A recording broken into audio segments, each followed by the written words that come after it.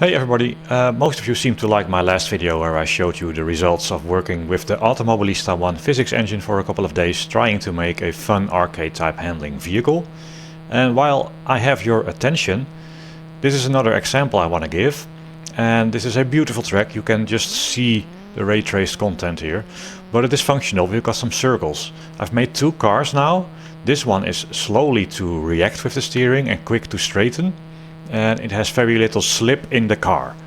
And I wouldn't say this is a one-on-one copy of some of these modern arcade classic sort of reimagined games, but it's fairly close. So let's see what happens. It is difficult to follow this line. I'm going slowly now, because even if I give it a little bit of input, it takes a while for that maximum level of steering to be reached. So I'm giving a little bit of input and it will sort of go to the inside. A little bit of input. First I go wide and then eventually I'll go to the inside. It's difficult to find the right steering because the steering angle will continue to grow after I give it my input. So if you just like this is millimeter inputs on the pad and I'm struggling to keep that line. It's quite difficult. And if I'm a bit wide and I steer a bit more, easy to overshoot. Now let's go fast. Just keep steering to the left here. And you can see here when I let go of the steering how much wider I go. So I'm sort of right here, oh, I let go and I'm way wide. That is the straightening out happening faster than the steering. So when I let go I straighten out and the car is just one track width too wide already. And there is you can do this. Let me tweak. Oh, it's really difficult. Like I'm sort of keeping my tongue at the right angle and there is just like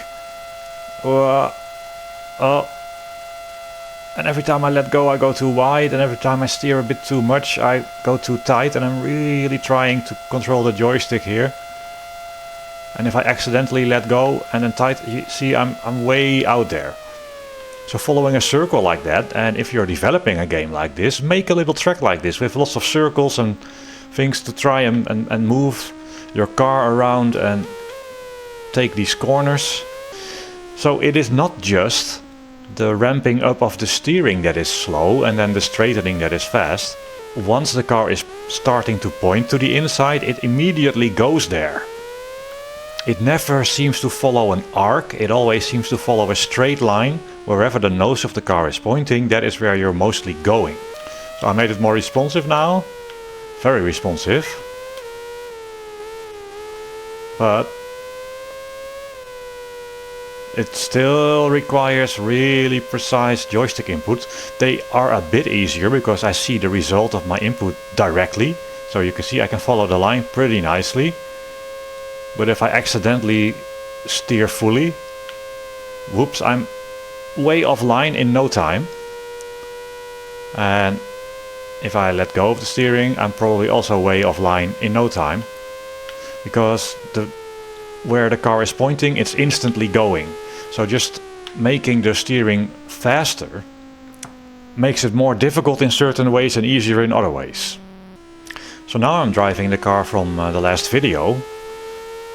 And following this line is a bit easier, but you will also see, let me just go a bit fast.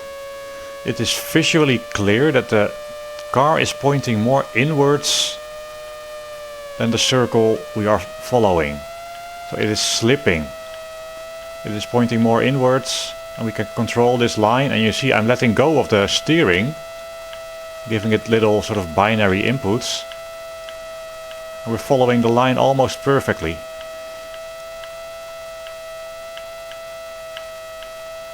See, letting go doesn't suddenly make us go offline a lot. I can if I let go longer.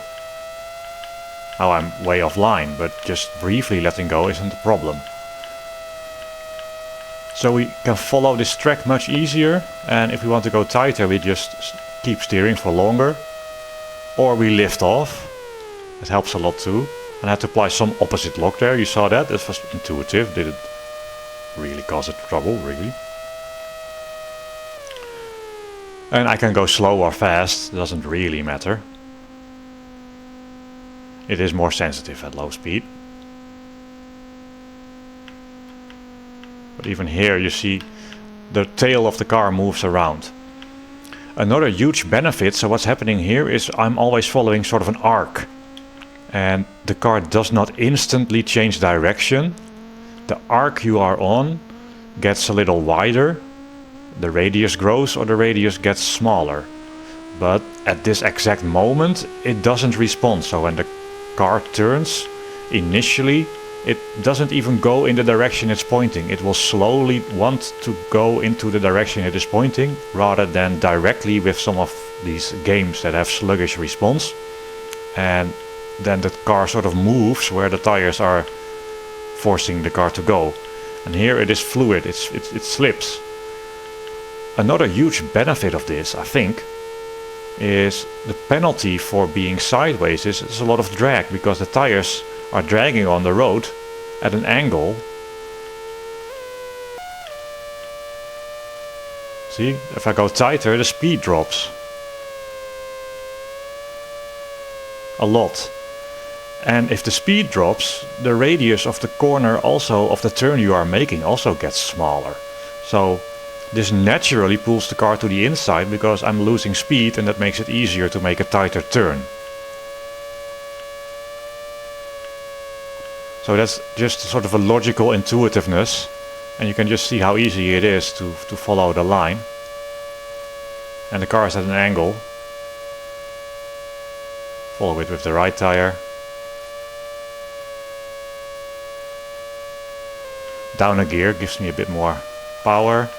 You see the angle is quite extreme. So it's a drift angle really.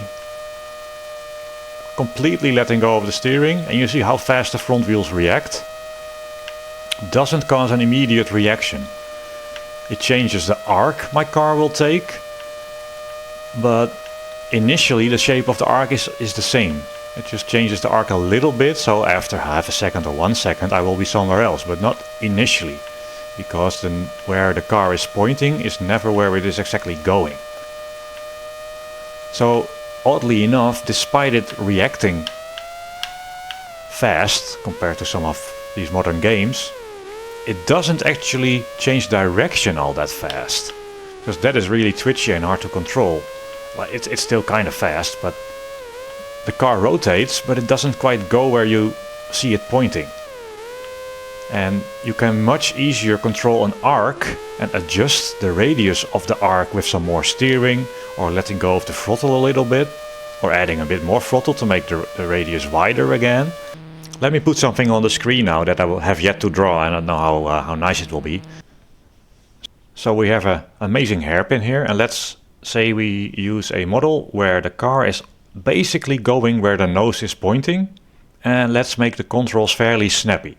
So responsive, more like some of these games and Formula Legends, but still the car is going where the nose is pointing. So we give it a steering input for this hairpin, and as soon as we give the steering input, we go in this direction. And then maybe think, oh, this is not what I want to do. Let go of the steering, and instantly the car goes in that direction. Oh, that's not good. Want to steer again. That's pretty good. Let's keep it that way. A bit tighter. Oh, that's not good. Let go. And now we're there. And now we're there. Every time we give an input, we almost make a straight line with where the car is going. So now what happens if you have a model that has sort of slippy slidiness in it, where the car is not going where it's pointing. The car is traveling in that direction, and we give it a steering input at this point. What happens is, rather than instantly taking this line, we start going here, and then that's the line we take. So the opposite happens. We do not instantly follow where the nose is pointing. The car just starts to turn right. And at this point, we have feedback of what's going on. A few tenths of a second have passed. You see the audio visual cues and you think, all right, we are on a path, but this path isn't amazing because it is sort of going that way. So that's not good. We need to adjust the path. So here we give another input. Maybe we steer a little bit more. And as we do that, initially nothing really happens. But we start to go that way. And now we have another feedback moment. We steered some more. We went from this amazingly smooth curve here to a slightly tighter bend. And this is actually pretty good because we might just about hit the apex. Maybe do we want to rotate the car a little bit more? Well, where are we going now? Maybe there. Okay, it's pretty good. I can keep it going for one more sort of a couple tenths of human sort of what's going on, let's react. So we do nothing. We do nothing. Follow it for a little bit. And now we're thinking, ooh, I gotta tighten up. And that depends. Maybe I let go of the throttle, it will tighten it up. So let's let go of the throttle a little bit. Initially nothing happens. We are still on this arc after we let go of the throttle. But then we start to slightly deviate from the path from letting off the throttle. And here we have feedback of that a few tenths of a second later. All right, this is pretty good. Maybe I can go on the throttle. Maybe I can go on the throttle again. And because this arc, if we just continue this, might go somewhere like here, which we don't want. I want to be somewhere like here. So we add throttle. And initially we are still on the same arc. But now we go that way. Here's another feedback moment a few tenths of a second later. This is all going pretty good. Maybe I would have liked to be a bit more on the outside here, but this is a decent turn. And I can let go of the steering a little bit and drive to the outside. So rather than driving in straight lines, we're always on an arc and we adjust the radius of the arc by giving it inputs. These inputs don't have immediate effect. They take a little time, and every half a second or so, I don't know how your brain and eyes work, let's say every half a second, you see what the result was of your input, you adjust it, but it will only have measurable effect half a second later when the car has taken on that new curvature. And that's why a slippery, slidey model, I feel, gives you so much more control and makes the lines so smooth. And of course, this is all a bit exaggerated because it's probably not true that these retro games all drive as sort of roughly as this. I'm exaggerating things by a lot, but the controllability and adjustability of the arc that your car is taking is just quite significant if you have a nice slippy slidey model. So maybe that was interesting, a bit more information in how I feel the differences in these models, how they might work.